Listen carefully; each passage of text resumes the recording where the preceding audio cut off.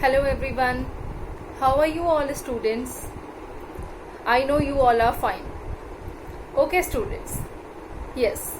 First of all, let's discuss what we have studied yesterday.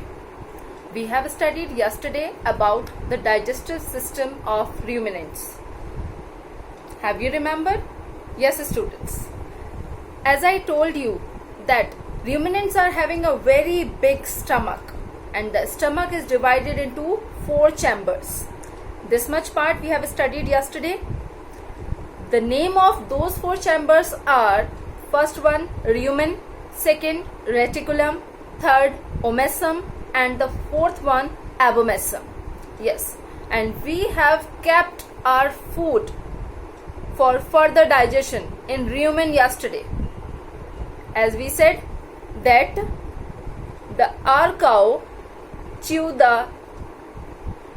grass and kept that grass in the rumen, as rumen is occupying a very big space in the stomach of the cow. Okay, or we can say any of the ruminant. After rumen, what happened in the digestive system of ruminants?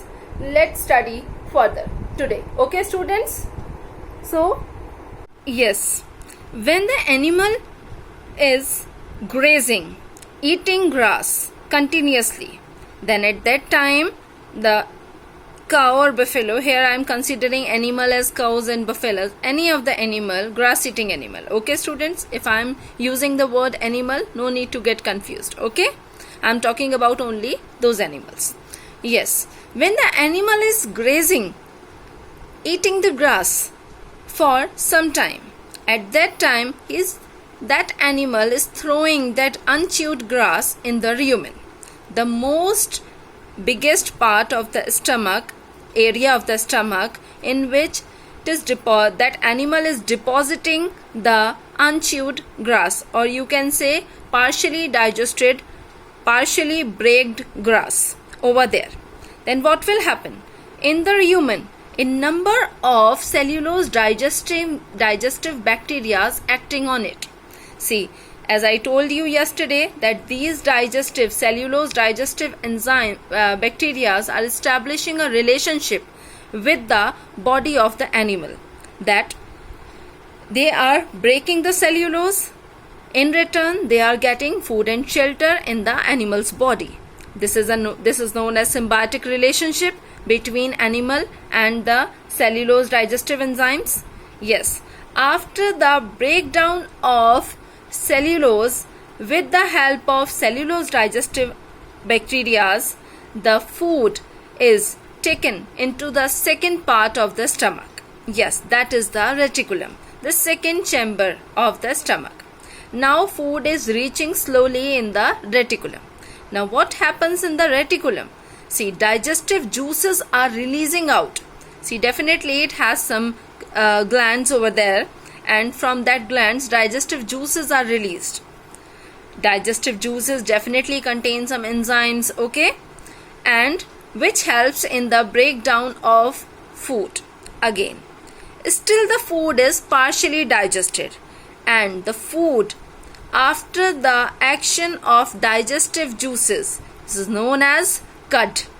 See, as in our body, after the action of digestive juices, the food is known as chyme, but in the body of ruminants it is known as cud. C-U-D, cud. It is not curd, dahi. It is not. It is cud. C-U-D, cud. Okay? Yes, while resting, cows bring back the cud in the mouth for regurgitation. Yes students, as I told you that these animals, when free, they are at their resting position, they used to churn their mouth to perform a process that is known as regurgitation.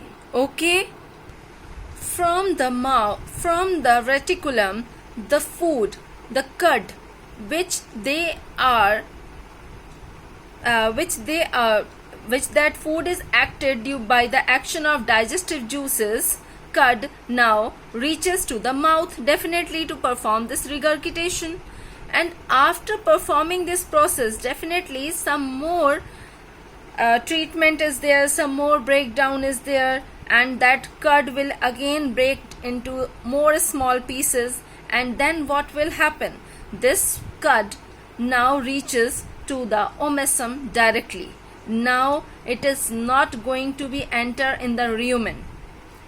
The stomach, the formation of the digestive system in these animals is like that, कि once the food is reaching to the rumen, then reticulum, then again to the mouth, and from the mouth now it is not repeating the same track. Now that food is not entered in the rumen or reticulum.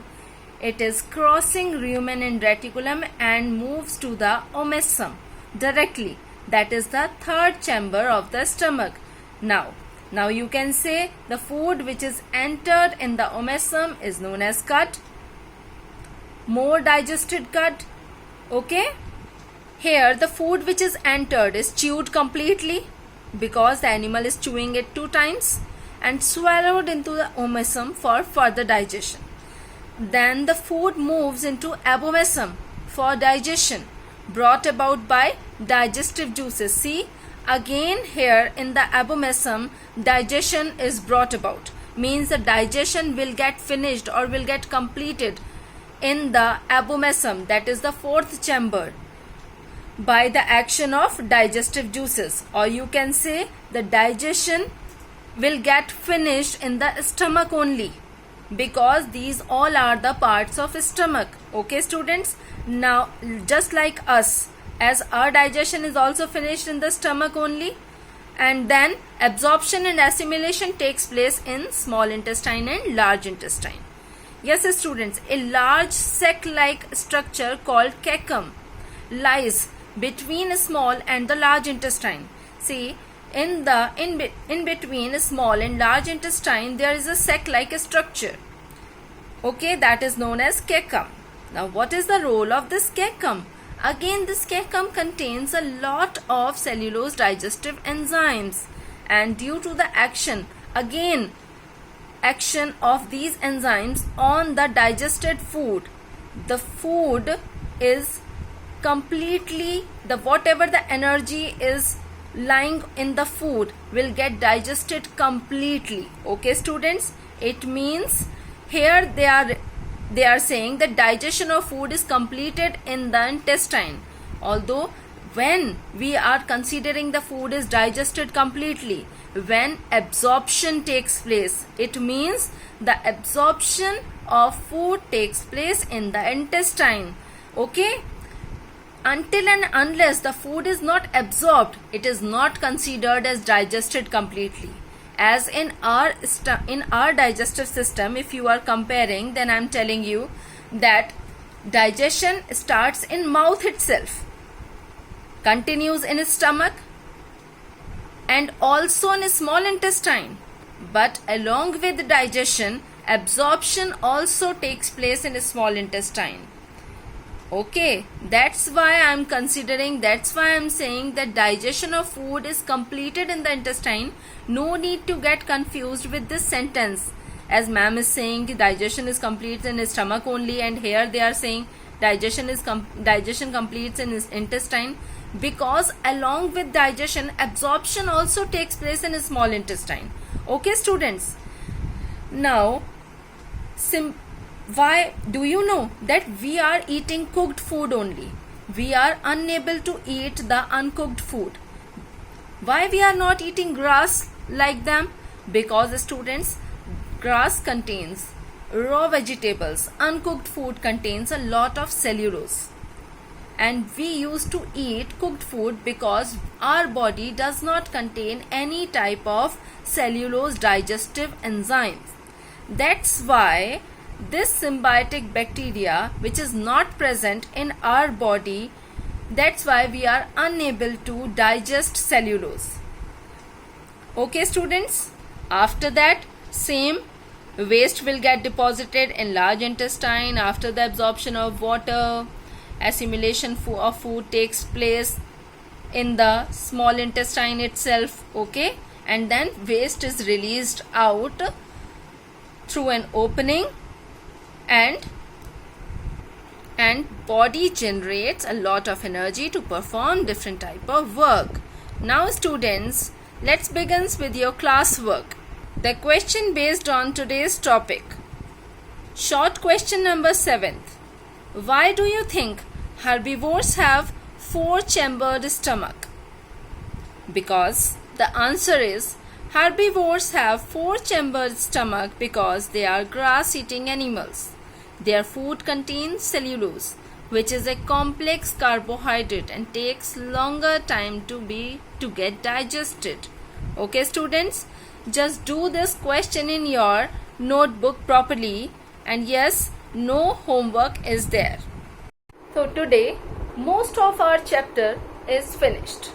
Only this much of part is left, and that part is the teeth of the ruminant, about the teeth of the ruminant, and one story which is mentioned in your book, and we will study about this story and about the teeth of the ruminant in our further classes, maybe tomorrow. Okay students, for today, yes, no homework is there, because in science you will get homework on Thursday, Friday and Saturday only. Okay students, and do your classwork properly in your notebooks. Okay, and have a good day everyone. Thank you.